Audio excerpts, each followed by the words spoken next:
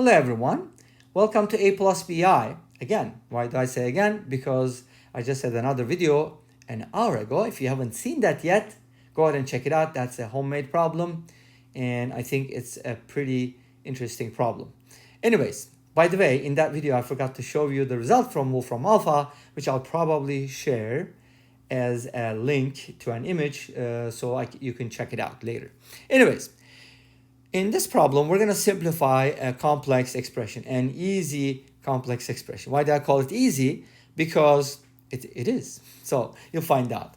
Now, if you need the complex numbers, a couple things to talk about is first, you can go ahead and check out my lecture videos. I start with the very basics of complex numbers, and I kind of broke it down into, I think, 9 lessons. You can go ahead and check it out. If you know what we're talking about, let's go ahead and proceed.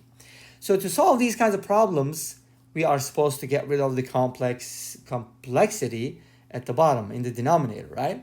And to do that, we use conjugates. So we're going to go ahead and multiply this one by 2 minus I and 2 minus I, and the second expression by 2 plus I and 2 plus I. So not only are we dealing with conjugates here, but also making a common denominator. That doesn't always happen.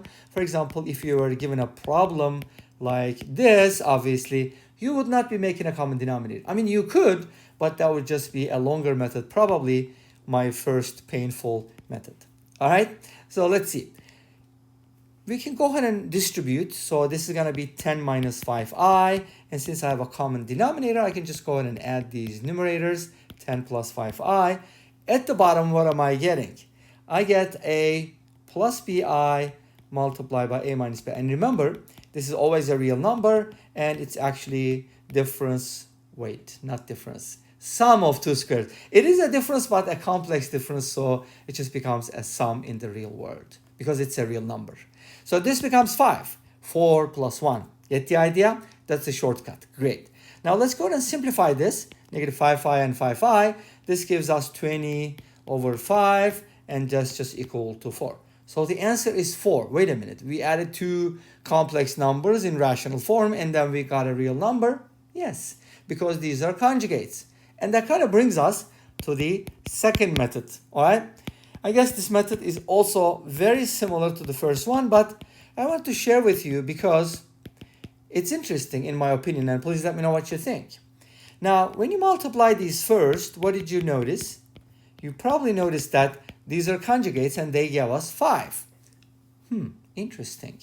So from here we get to conclusions. First one, if I isolate 2 plus I or divide both sides by 2 minus I get 5 divided by 2 minus I equals 2 plus I. If I divide both sides by 2 plus I get 5 divided by 2 plus I is equal to 2 minus I. So they kind of switch around. I have that, right? This is 2 plus I. This is 2 minus I. So their sum is 4. And this brings us to the end of this video. Thank you for watching. I hope you enjoyed it. Please let me know. Don't forget to comment, like, and subscribe. I'll see you next time with another video. Until then, be safe, take care, and bye-bye.